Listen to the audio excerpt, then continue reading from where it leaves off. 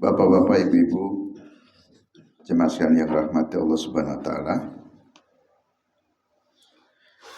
Kita akan melanjutkan kajian Tafsir Al-Munir karangan Dr. Wahab Az-Zuhaili, melanjutkan pembahasan surat Hud. Sekarang masuk ayat 32 sampai 36. Dia akan menjelaskan kisah lanjutan Nabi Nuh. Jadi pertemuan sebelumnya sudah kita jelaskan tentang kisah Nuh, bagaimana dakwah Nabi Nuh.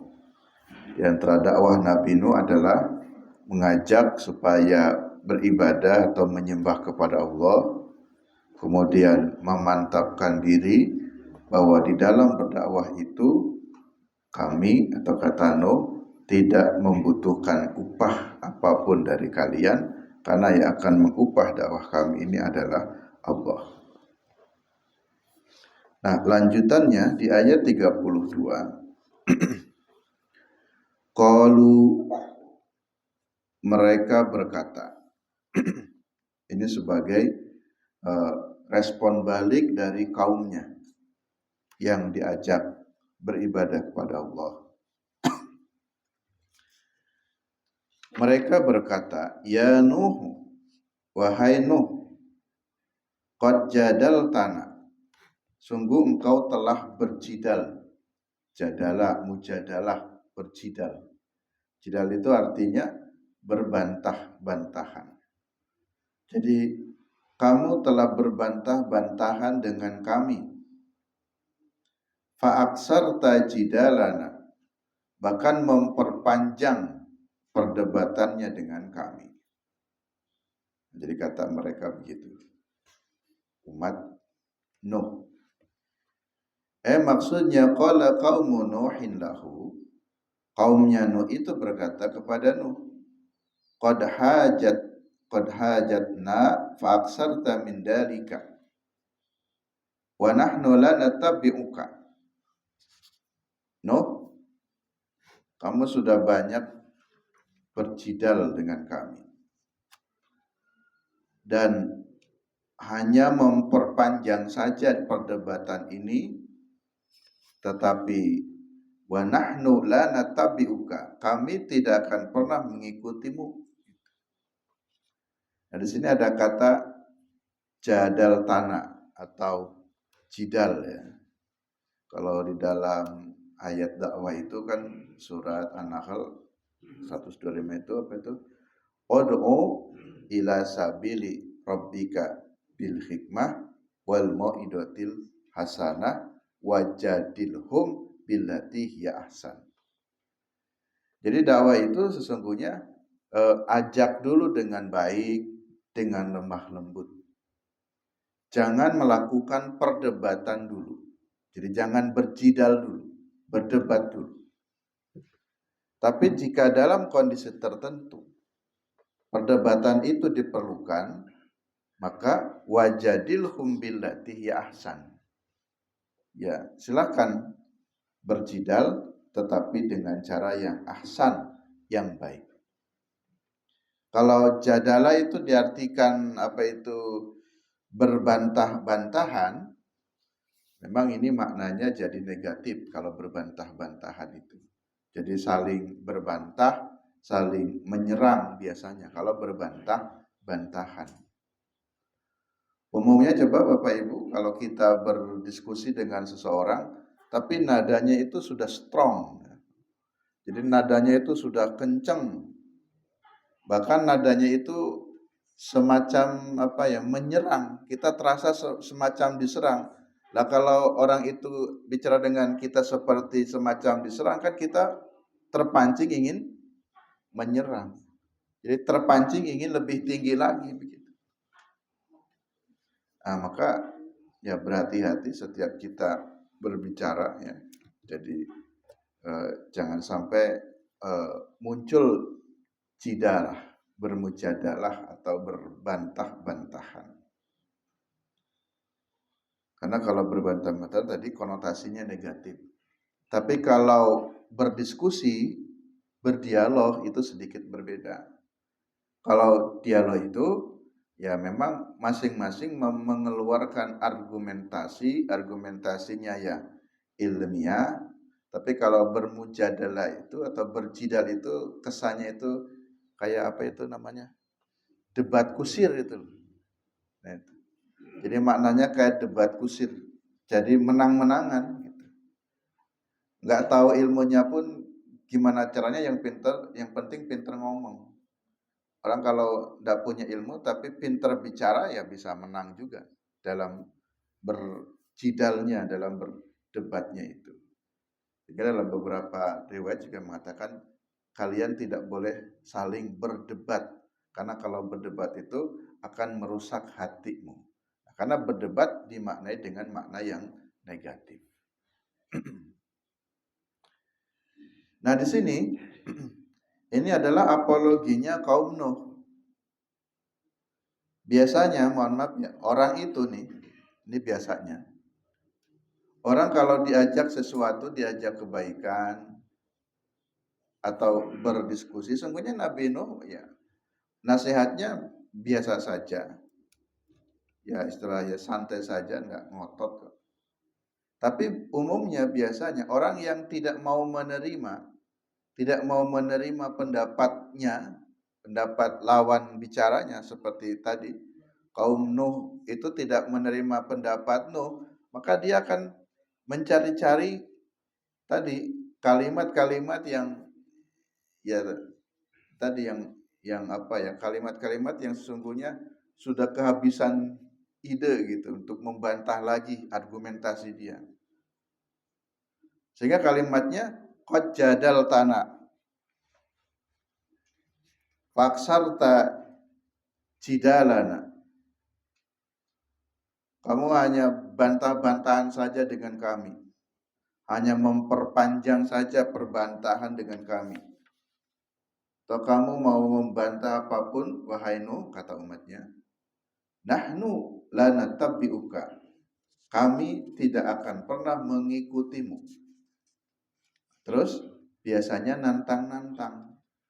Kalau sudah kehabisan argumentasi itu nantang-nantang. Kalau kita nek wani ayo neng di. Jadi ujung-ujungnya itu nantang kelahi gitu. Kalau dia merasa kalah dalam itu berdiskusi itu. Ujung-ujungnya begitu nanti. Nah, ini juga akhirnya nantang kepada Nuh. Fatina bima ta'iduna in kunta minas shadiqin. Coba datangkan kepada kami azab ta'iduna yang kamu janjikan. Katanya, kalau kamu berdakwah, kamu bicara, kalau orang tidak beribadah pada Allah akan didatangkan adab. Mana adab itu? Jadi si kaum itu menantang-nantang kepada Nuh. Yang sungguhnya tantangan itu ya tadi ya tidak perlu, dan karena tadi sudah kehabisan berdebat saja. Coba kalau logis, argumentatif, ya, jelas, ya lanjutkan saja diskusinya, dialognya. Kenapa enggak mau menyembah Allah? Apa logikanya? Ketika Nabi Nuh mengajak supaya beribadah atau menyembah Allah. Tapi ujungnya malah, ya sudah datangkan saja siksa itu kepada kami. Jika kamu memang orang yang benar. Faktina bima ta'iduna minal adab. Datangkan kepada kami apa yang kamu janjikan. Tanya kamu mengatakan akan begini begitu, minal adab, dari siksa. Mana siksanya? Kemudian al-mu'ajjal fid dunya. Siksa yang disegerakan di dunia. Mana siksanya? Dan tolong segerakan di dunia ini. In kunta shadiqan fi da'waka annallaha yu'iduna ala asyanahu fid dunya qabla al-akhirah. Jika kamu memang orang yang benar dalam berdakwah itu. Katanya Allah, Tuhanmu itu akan mengazab kami atas kedurhakaan kami fid dunya, di dunia ini, qabla al-akhirah, sebelum akhirat. Jadi silahkan datangkan dulu siksa dunia sebelum siksa akhirat. Jadi dia menantang dua kali, ya. Siap untuk disiksa di dunia, siap untuk di akhirat. Yang kemudian kan nanti yang al-mu'ajjal fi dunianya, yang disegerakannya kan diberikan banjir besar. Jadi banjir besar yang ya menghancurkan semua sendi-sendi kehidupan pada masa itu. Yang tersisa yaitu yang naik ke dalam kapal itu. Jadi semuanya ya terkena banjir.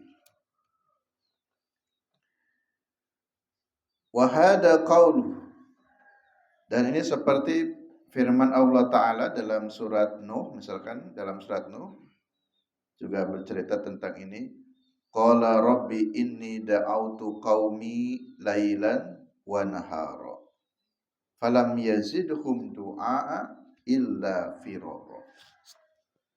Jadi Nabi Nuh berdoa kepada Allah, ya Allah, Rabbi inni da'autu qaumi lailan wa nahara. Ya Allah, aku mengajak kaumku lailan wa nahar, setiap hari, setiap malam.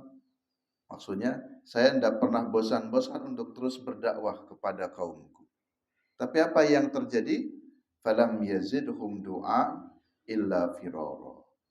Ya mereka kaumku tidak menambah keimanannya dengan dakwah ini, melainkan hanya firara. Firara itu ya lari. Lari itu ya mengabaikan ajakan Nabi Nuh. Bapak Ibu jemaah yang rahmati Allah SWT, ini ayat yang pertama 32. Ya. Jadi ucapan kaum Nuh. Sekarang bagaimana jawaban Nuh ketika ditantang, datangkan azab kepada kami? Nuh menjawabnya di ayat 33. Qala, Nuh menjawab, innama ya'tikum bihillahu insya'a wa ma antum bimu'jizin. Kata Nuh, innama ya'tikum bihillah, sesungguhnya atau hanyalah yang dapat mendatangkan siksa kepada kalian itu ya hanya Allah, bukan saya. Jadi ketika kaumnya nantang, mana azab itu? Kata Nuh, yang mengeluarkan atau yang menurunkan azab itu bukan saya. Yang bisa menurunkan azab itu hanya Allah. Itu pada kalimat innama. Nama itu dalam bahasa Arabnya apa? Adatul hasr. Hanya Allah. Hanya Allah yang bisa menurunkan azab kepada kalian, bukan saya. Saya kan hanya sebagai, kemarin kan nadirun, pemberi peringatan. Tugas saya sebagai nabi, kata Nuh, saya kan hanya menyampaikan peringatan. Selain tadi mengajak supaya beribadah pada Allah, memberi peringatan kalau kamu tidak beribadah pada Allah, akibatnya akan begini begitu. Kalau kamu minta-minta supaya diberikan azab atau siksa kepada saya tidak bisa, karena itu haknya Allah. Insya'a, jika Allah menghendaki. Jadi terserah Allah, karena memang itu ya hak prerogatifnya Allah, akan memberikan azab ataukah tidak itu terserah. Ada yang nantang-nantang kepada nabinya Allah, Allah kasih azab atau tidak, yaitu terserah Allah. Tapi jangan lupa, wahai kaumku, nah kira-kira begitu kata Nuh, wa ma antum bimu'jizin. Hati-hati loh, kalau Allah sudah menurunkan azab, kamu sekali-kali tidak dapat melepaskan diri dari azab itu. Ya. Jadi Nabi Nuh tetap memberi peringatan lagi, mengingatkan, maksudnya jangan begitulah, jangan terlalu sombong ucapanmu itu. Saya tidak bisa apa-apa, tapi setiap keburukan itu pasti akan ada balasan keburukannya. Tidak usah nantang-nantang mana keburukannya, mana balasannya. Tidak usah ditantang-tantang, dengan sendirinya nih. Kalau Allah tidak menurunkan azab, wa ma antum bimu'jizin, pasti kamu tidak akan bisa mengelak dari azab itu. Risikonya lebih berat lagi. Coba kalau bertobat saja atau enggak usah nantang-nantang ya. Jangan ditambah dengan turunkan azab, enggak usah begitu. Ya. Nah, jadi ini jawaban dari Nabi Nuh. Ai qala lahum Nuh innamal ladzi yu'aqabkum wa yu'ajjilu tu'adibukum Allahu alladzi la yu'jizuhu syai'un in syaa'a aqabakum ajilan au ajilan. Jadi mengadab, mengiqab, mensegerakan siksanya Allah kepada kalian yang kalian pasti tidak mampu untuk melepaskan disiksa itu, baik ajilan, ajilan itu pakai huruf ain, ajilan itu di dunia, atau pakai huruf alif ajilan itu di akhirat nanti, ditangguhkan maksudnya disegerakan atau ditangguhkan. Makna disegerakan itu berarti siksanya disegerakan di dunia atau nanti ditangguhkan itu di akhirat. Ya. Entah segera atau lambat, entah disegerakan atau ditunda, tetapi setiap keburukan itu pasti akan ada balasannya. Fama antum bimu'jizin, dan pasti kamu tidak akan dapat mengelak dari siksa itu. Kalaupun di dunia belum, ya nanti di akhirat pasti akan ada. Kan tidak akan menyelisihi dari janji Allah itu. Baik dapat baik, buruk dapat buruk. Yang berikutnya ayat 34. Ini masih perkataan Nabi Nuh di ayat 34. Wala yanfa'ukum nushi in aradtu an ansaha lakum in kana Allahu yuridu ayyughwiyakum. Dan tidak akan bermanfaat nasihat-nasihatku ini untuk kalian. In aradtu an ansaha lakum, jika aku ingin memberikan nasihat kepada kalian, sementara in kana Allahu yuridu ayyughwiyakum, Allah pun ingin menyesatkan kalian atau ingin membinasakan kalian. Jadi Nabi Nuh melengkapi lagi pernyataannya bahwa yang bisa memberikan atau menurunkan azab itu hanyalah Allah. Kalian tidak dapat mengelak dari siksa Allah itu. Bahkan jika Allah hendak menyiksa kalian atau jika Allah hendak menurunkan ya, satu bencana atau musibah kepada kalian, maka semua nasihat-nasihatku itu juga sudah tidak akan ada artinya lagi. Atau ayyughwiyakum ini diartikan ya menyesatkan kalian. Jadi walaupun saya memberikan pesan-pesan kebaikan, tapi kalau Allah menghendaki menyesatkan kalian, maksudnya memang karena kalian sudah memang tidak mau menerima dakwah-dakwah ini kan tersesat. Ya percuma juga, sama-sama percuma. Tadi kata si kaumnya, percuma saja Nuh bicara panjang lebar, toh saya tetap tidak akan mau mengikutimu. Itu kata kaumnya Nuh. Nah, kata Nabi Nuh juga hampir sama, mirip. Bahwa kalau memang kalian ini sudah disesatkan oleh Allah, ya berapapun yang aku pesankan atau yang aku nasihati juga tidak akan bermanfaat untuk. Sehingga di dalam berdakwah itu atau mengajak orang itu, ya dalam kondisi tertentu ya sudah selesai, tidak harus terus-menerus diajak terus. Kalau dia sudah menolak, membantah, ya memang sudah tidak mau, ya sudah. Kewajiban saya hanya mengajak, mengingatkan, nadirun, memberi peringatan, setelah itu ya selesai. Dia mau ikut ataupun tidak, itu sudah bukan tugas kita lagi. Itu bukan tugas para nabi dan rasul, tugasnya hanya tabligh, menyampaikan. Dia mau mengikuti atau tidak itu sudah bukan kewenangan kita.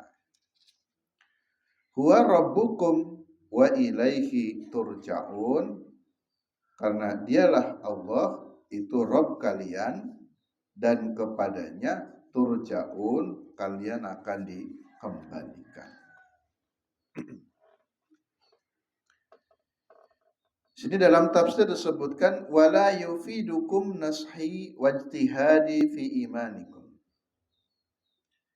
Tidak akan bermanfaat, tidak akan berfaedah nasihat-nasihatku, wajtihadi, dan ijtihadku fi imanikum, ke dalam keimanan kalian. Jadi dakwah Nabi Nuh itu ya sudah tidak ada manfaatnya lagi bagi kalian. In aradallahu iqwakum, jika Allah memang akan menghendaki ad-dolal wal fasad ilaikum. Jadi kalau Allah menghendaki kesesatan dan kerusakan pada kalian, ya sudah selesai.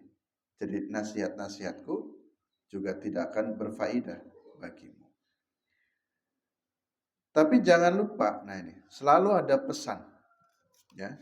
Jadi sungguh pun istilahnya ya berdialog, menyampaikan satu hal, nanti Nabi Nuh tetap menyematkan pesan lagi. Kalau tadi kan menyematkan pesannya, hati-hati loh. Kalau azab sudah datang, kamu juga tidak akan bisa menghindari. Nah di sini diingatkan lagi pesannya, huwa rabbukum wa ilaihi turja'un. Jangan lupa ya, Tuhanmu yang sebenarnya itu Allah. Ingat loh, hati-hati, bagaimanapun juga ya sikapmu, wa ilaihi turja'un, pasti kamu itu akan kembali kepadanya. Pasti kamu itu akan kembali kepada Allah. Nah, itu pesan yang disematkan. Jadi setelah berdialog tetap memberikan pesan lagi ya. Sehingga harus selalu berhati-hati, karena kita ini semuanya akan kembali kepada Allah. Hidup kita di dunia baik ataupun hidup kita di dunia buruk, semuanya akan kembali kepada Allah. Daripada kembali kepada Allah dalam keadaan buruk, kan lebih baik sekarang kita perbaiki saja agar kembalinya itu baik. Kan kalau dalam hadis itu, hadis yang sering kita dengar, kullu mauludin yuladu alal fitrah. Setiap manusia itu dilahirkan atau terlahirkan dalam keadaan fitrah. Fitrah itu ya suci. Suci itu kalau digambarkan ya kertas, ya kertasnya berwarna putih, belum ada oret-oretan. Nah sekarang kita sudah hidup berapa tahun, ada yang 20 tahun, 30, 40, 50, wah itu oretannya udah banyak ya. Oretannya sudah banyak, berarti sudah enggak putih lagi itu, tintanya sudah banyak. Nah, bagaimana kita saatnya kembali kepada Allah, kembali suci itu. Jadi saat kepada Allah itu kertas kita itu kembali suci gitu. Putih. Berarti harus apa namanya nih? Dihapus ya. Dihapus. Bahasa Jawanya apa dihapus tuh? Dibusa. Ya, jadi kalau kata Imam Al-Ghazali kan memang begini Bu, ya. Memang logikanya benar ini. Ini Bapak Ibu boleh mempraktekkan ya. Kata Imam Ghazali itu, dosa itu kan seperti nuktoh. Nuktoh itu titik hitam dalam kaca. Jadi Ibu Bapak siapkan satu itu cermin kaca dan satu spidol. Taruh saja spidolnya di situ, jangan dipindah-pindah. Terus umpamanya setiap hari evaluasi. Dari bangun pagi sampai mau tidur lagi, saya melakukan kesalahan apa ya? Kasih saja titik spidolnya. Tik. Kalau merasa 3 kali dalam sehari melakukan dosa, tulis saja 3 kali. Tik, tik. Nanti lihat seminggu tuh, udah berapa titiknya. Lihat sebulan, wah titiknya berapa itu. Tapi kita jujur sendiri gitu. Jadi kata Imam Ghazali, kalau seseorang ingin mengetahui berapa dosa bagi dirinya, tadi karena dosa itu seperti nuktoh, titik hitam. Nah, maka itu, tempelkan saja ke kaca, berapa titik itu. Ibu-ibu, bapak-bapak sini ada yang sudah 60 tahun ada ya? Wah itu lebih ya. Itu selama 60 tahun titiknya udah berapa itu kira-kira ya? Wah itu kacanya sudah buram ya foto. Kalau mau dilap itu ini besok kan Ramadan tuh ngelap-ngelap kaca ya. Nah, itu sudah lengket. Maka caranya bagusnya itu kalau dalam hadis Nabi kan ada lagi hadis apa itu? Orang yang paling baik itu kan bukan orang yang tidak melakukan kesalahan, ya. Tapi orang yang baik itu adalah orang yang apabila melakukan kesalahan segera bertobat. Jadi harusnya kalau tadi setiap hari kita neteskan ada 3 titik, itu segera dihapus. Dihapusnya itu segera bertobat, segera istighfar. Mudah-mudahan itu bisa terhapus. Sehingga kalau dijumlahkan rata berapa kali kita banyak berdosanya dan berapa kali kita beristighfarnya, nggak seimbang. Nggak pernah istighfar tapi selalu menetikan dosa-dosa itu. Nah inilah pesan yang disampaikan oleh Nuh kepada umatnya yang disebut dengan wa ilaihi turja'un. Diingatkan tetap, wahai saudara sekalian, kamu ini tetap pada suatu saat akan kembali kepada Allah. Yang terakhir, ayat 35. Am yakulu naftarahu. Nah sekarang kaum Nabi Nuh ini bantah lagi. Ini kan tadi saling berdialog ya. Ucapan kaumnya, lalu ucapan Nuh. Sekarang di ayat 35 ini ucapan kaumnya lagi atau ucapan orang-orang kafir. Am yakuluna, atau mereka orang-orang kafir itu berkata iftarahu, kamu ini mengada-ada. Jadi tadi pesan-pesan Nabi Nuh itu dianggap ngarang-ngarang lagi. Kamu ini ngarang-ngarang saja Nuh. Masa orang sudah mati bisa hidup kembali? Orang mati ya sudah mati. Nah, kira-kira begitu. Jadi pesan-pesan Nabi Nuh itu dianggap iftarahu. Dia telah membuat iftarah, mengada-ada. Nah, bagaimana sikap kita kalau ada orang yang mengatakan begitu, kamu ngada-ngada, sekarang jawab saja. Jawab olehmu. Sekarang jawab saja gini. Iniftaraituhu fa'alayya ijrami.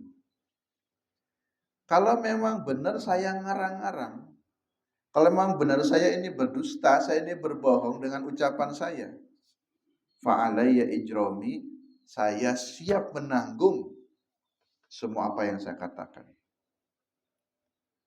Tetapi wa ana bari'um mimma tujrimun, saya berlepas diri dari apa yang kalian kerjakan. Jadi tadi kan umatnya nuduh lagi, kamu ini ngarang-ngarang, kamu berbohong, kamu berdusta. Maka jawab saja gini, ya sudahlah gitu saja. Jika memang benar ucapan saya ini bohong, jika memang yang saya ucapkan ini adalah salah, saya siap menanggung akibat dari ucapan saya ini. Tetapi, nah ini pesan lagi, tetapi saya tidak bertanggung jawab atas apa-apa yang terjadi kepada kalian. Hada kalamun mu'taradun fi wasti qissatino. Ini merupakan kalimat sisipan di dalam pertengahan kalimat ini fi qissati Nuh, dalam kisah Nuh. Wa hiya hikayatul liqalihi musyriki Makkah fi taqdibi hadil qasas. Ini sudah kepada Nabi Muhammad khitabnya ya. Dan ini bagian dari perkataan orang-orang musyrikin Makkah di dalam mendustakan kisah ini. Gitu. Jadi ketika Nabi Muhammad SAW menjelaskan kisah tentang Nabi Nuh ini, nah ternyata orang-orang musyrikin juga tadi sama, bersikapnya sama, bohong saja kamu Muhammad, cerita-cerita begitu ngarang saja kamu ini. Jadi orang musyrikin pun berbantah kepada Nabi. Ketika menjelaskan dulu loh, ada Nabi begini-begini, supaya kita ambil pelajarannya, itu dibantah oleh orang-orang kafir Quraisy di sini sebutkan ya, musyrikin Makkah, musyrik Makkah, dengan mengatakan am yaqulu naftara ay yaqulu haula'il kafirunal jahiduna fi Makkah. Ini adalah perkataan orang-orang kafir ya yang membantah fi Makkah, di Makkah. Apa bantahannya? Inna Muhammadan iftaral Quran. Sungguhnya Muhammad itu telah mengarang-ngarang Quran. Ya. Apalagi ini cerita tentang ini Nuh. Dan seperti wa minhu ma akhbara bihi an-Nuh wa qaumihi.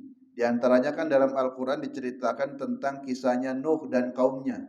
Itu ada dalam Al-Quran, itu oleh orang-orang kafir maka saat itu dianggap ini cuman karanganmu Muhammad, ngarang-ngarang saja. Mana ada cerita begitu kira-kira.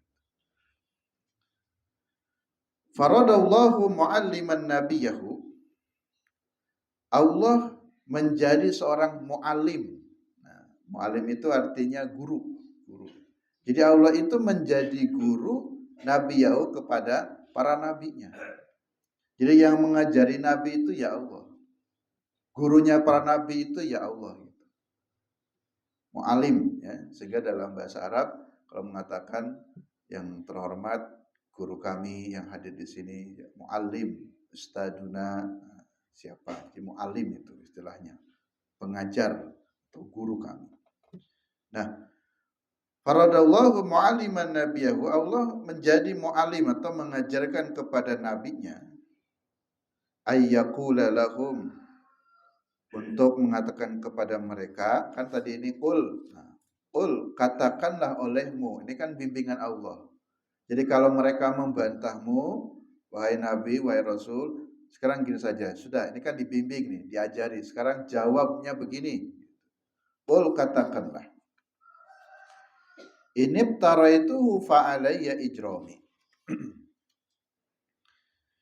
Inibtaraitu fa'alayya uqubatun ismi wa adabud danbi.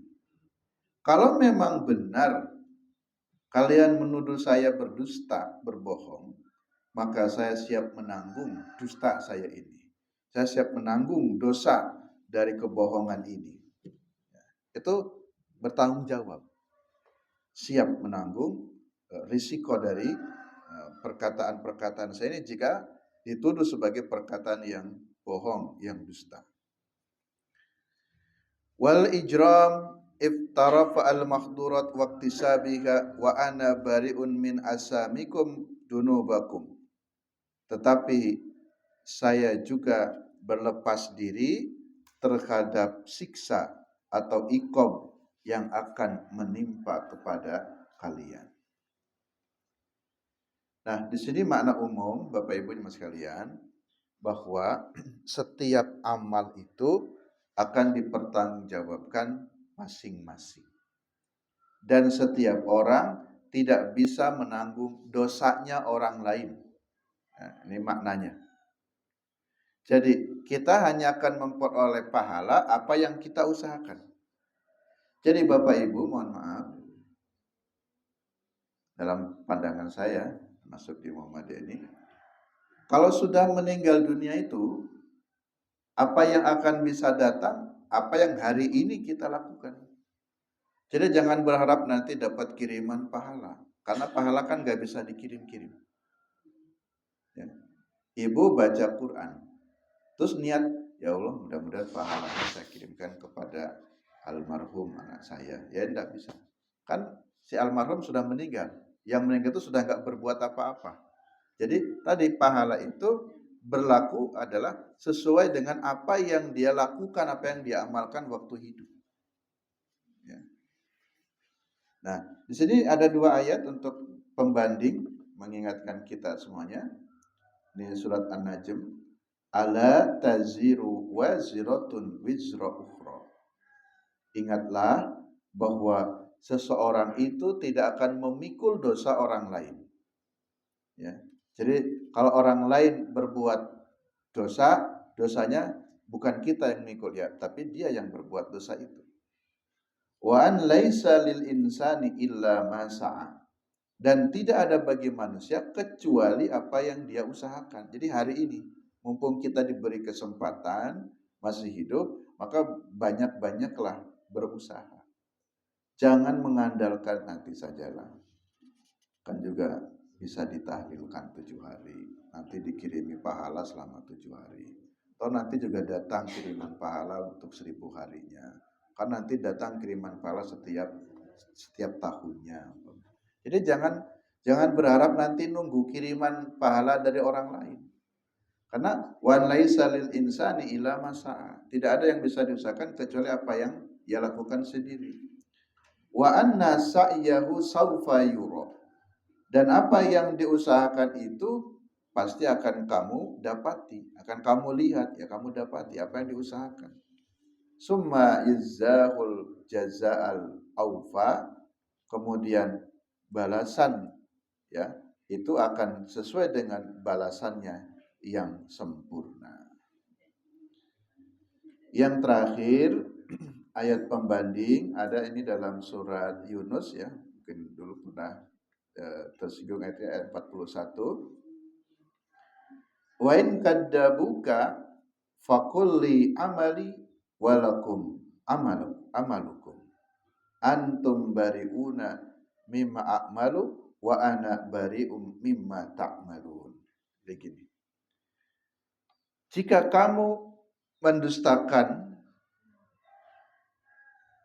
mereka mendustakanmu Muhammad, katakan saja li amali walakum amalukum. Bagiku amalku, bagi kalian amal kalian. Jadi istilahnya ya masing-masing nanti amalnya memang.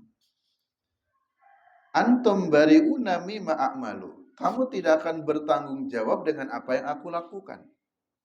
Sebagaimana wa ana bari'um mimma ta'malun, dan aku pun tidak bertanggung jawab dengan apa yang kalian lakukan. Nah, di situ. Nah, jadi maknanya memang ya beribadah, beramal itu sudah urusannya masing-masing, tanggung jawabnya masing-masing. Kita masih hidup ini ya sifatnya hanya saja, saling mengingatkan, saling berusaha bareng-bareng. Misalkan gini ya, mohon maaf ya. Kita kan ingin mencari pahala sebanyak-banyaknya. Kan sholat subuh ini berjamaah. Nanti nggak bisa diwakili.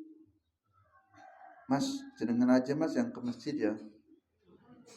Ya yang dapat pahala ya tetap yang jamaah, yang nggak jamaah yang nggak dapat.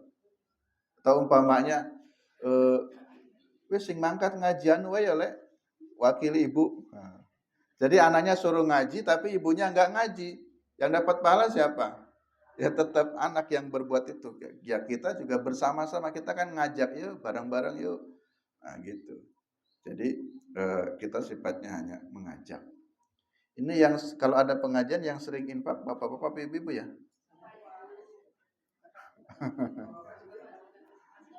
Biasanya yang seringnya ibu-ibu ya yang bawa uang infak itu ya. Nah, jadi kalau pengajian, Pak, Ibu mau pengajian ya. Hanya kan infak tuh. Bapaknya enggak pengajian, enggak ikut infak. Jadi kalau bisa saling mengingatkan, Pak, nek Jumat pagiku ya bawa uang ikut infak kan. Bapak seminggu ngaji berapa kali, kalau Ibu sudah sering. Nah, nanti kan yang berbuat kan yang dapat pahala juga ya. Walaupun mungkin hartanya dari harta bersama. Paling enggak Pak, bayar naik Jumatan itu loh, naik Jumatan itu bawa uang infak. Jadi Bapak berinfak supaya dapat kesempatan pahala. Dan Ibu juga kalau hari apa kan ikut ngaji kan Ibu yang berinfaknya. Jadi saling mengingatkan tapi tetap nanti pada akhirnya kan amal itu kan sesuai dengan apa yang dilakukan oleh masing-masing. Demikian Bapak Ibu jemaah sekalian yang rahmatullah subhanahu wa ta'ala, cukup kajian kita pada kesempatan kali ini. Masih dalam kisah Nabi Nuh alaihi salam di ayat 32 sampai 35. Nanti insya Allah di ayat berikutnya juga masih terkait dengan kisah Nabi Nuh alaihi salam. Kurang lebihnya mohon maaf. Billahi taufiq wal hidayah. Assalamualaikum warahmatullahi wabarakatuh.